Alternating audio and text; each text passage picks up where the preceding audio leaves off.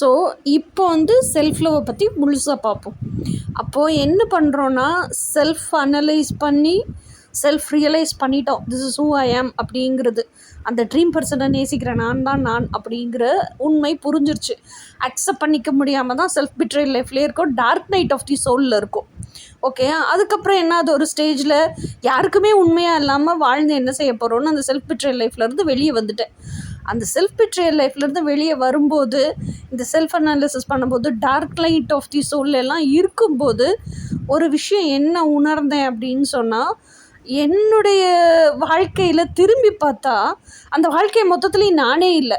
நான் யார் யாருக்கெல்லாம் சர்வ் பண்ணணும், யார் யாருக்கெல்லாம் அட்ஜஸ்ட் பண்ணி வாழ்ந்தனோ, யார் யாரெல்லாம் இம்ப்ரெஸ் பண்ணணும்னு நினச்சனோ, யார் யார்கிட்டலாம் நல்ல பேர் எடுக்கணும்னு நினச்சனோ, என் வாழ்க்கை மொத்தமும் அவங்க தான் ஃபில்லாகிருக்காங்க. அப்போ நான் எங்கேன்னு தேடினா என்னைய காணோம் என் வாழ்க்கையில்.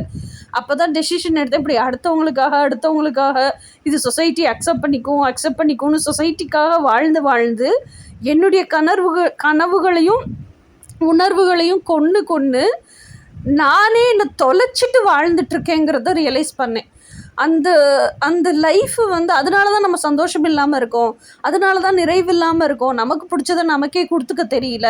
அப்போ நமக்கு என்ன எலிஜிபிலிட்டி இருக்குது அடுத்தவங்ககிட்ட கேட்குறதுக்கு, இதெல்லாமே நான் ரியலைஸ் பண்ணுறேன் அப்போது ஃப்ரெஷ்ஷாக.